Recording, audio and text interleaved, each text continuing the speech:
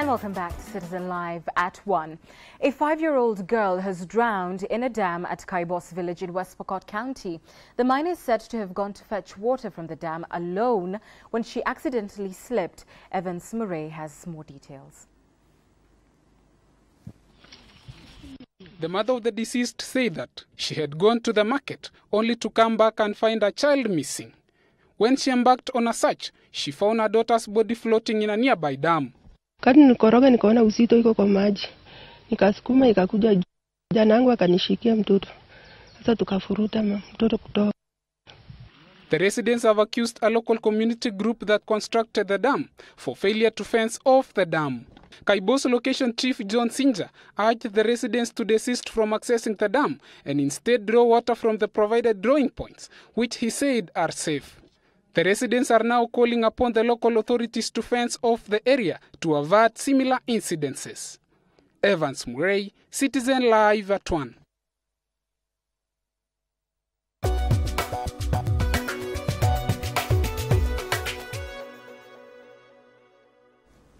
Time for the business news. The Kenya Tourism Board has launched an online media campaign that is aimed at reassuring tourists of their safety in Kenya. The campaign will be rolled out by National Reviews, a UK-based company contracted to monitor Kenya's digital footprint as a tourism destination and drive favorable mentions online. Now, besides social media monitoring, the UK firm is charged with the task of pushing negative mentions past the second page in search engines and creating new internet content to rebuild the country's reputation.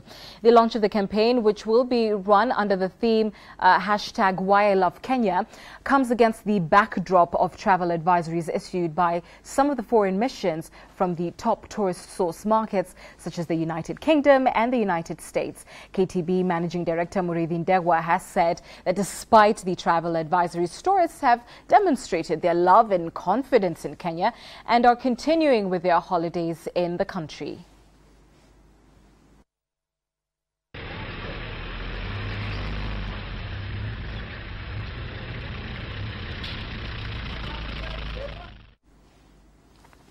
Meanwhile, the U.S. government has formally launched a program to make power more accessible to Africans not served by their national grids through small-scale energy solutions. The program, dubbed Beyond the Grid, falls under U.S. President Barack Obama's Power Africa initiative, which is a 613 billion shilling plan to energize Africa by doubling access to power.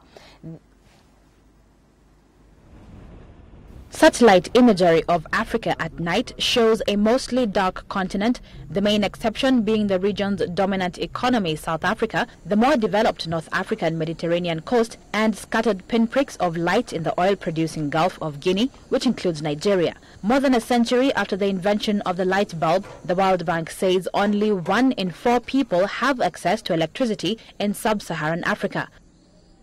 According to the International Energy Agency, the region will require more than 26 trillion shillings in investment to achieve universal electricity access by 2030. Until recently, the private sector has not shown much interest to invest in power sector in Africa due to its long return period. We, the African governments, also have not created the necessary environment to ease the risk associated with long-term investment. The Power Africa initiative aims to install 10,000 megawatts of new generation capacity, connect 20 million new customers, and improve electric reliability across the continent. Over an initial 5 years, Beyond the Grid will use partnerships with 27 investors and energy companies committing to invest over 87 billion shillings to grow off-grid and small-scale solutions on the continent. The Obama administration is trying to promote a coordinated approach while boosting exports for U.S. construction firms and equipment manufacturers. Beyond the Grid will unlock investment and growth for off-grid and small-scale energy solutions for millions of households, businesses, and public facilities in underserved communities in Africa.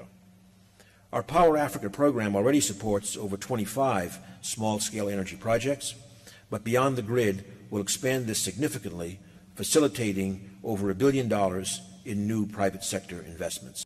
But analysts say the big obstacle to electrification in Africa is not constructing power stations and building overhead power lines. It is working out how to help the region's households, many with limited and irregular cash flows, little collateral and no access to credit, to pay for the huge investment needed to bring electricity to them. Off-grid community-based generation is seen as a solution. So Power Africa basically gives every developer who's trying to build a power plant in Africa a red phone, a red line to dial directly to the U.S. agencies and say, hey, I have a project in Africa, can you look at it? And what it does is it moves your project to the front of the line. And so it fast forwards the time it would ordinarily take to do to sort of get someone to look at your project and think about whether or not it makes sense to finance it. Small-scale local projects in 6 countries, namely Ethiopia, Kenya, Tanzania, Ghana, Liberia and Nigeria, have been selected to participate in the first phase of the Power Africa initiative, but the Obama administration hopes to add more over time. All right, to the Forex market now. The Kenya shilling was little changed against the US dollar at the opening of the currency markets today. According to the Central Bank of Kenya, commercial banks have quoted the shilling at an indicative rate of 87 shillings and 46 cents buying to 87 shillings and 63 cents selling to the US dollar. Traders expect the shilling to range between 87 shillings and 20 cents and 87 shillings and 70 cents as the country awaits for the presentation of the 2014-2015 budget statement by the Cabinet Secretary to the National Treasury, Henry Rotich, this Thursday. Now, the local unit is, however, edged up against the euro to trade at 118 shillings and 84 cents buying and 119 shillings and 9 cents selling, but lost against the sterling pound to change hands at 146 shillings and 94 cents buying and 147 shillings and 10 cents selling. And now to the regional front, the local unit gained marginally to both the Ugandan and Tanzanian shillings to change hands at 19 shillings and 19 cents buying versus the Tanzanian unit and at 29 shillings and 22 cents buying. That's against the Ugandan shilling.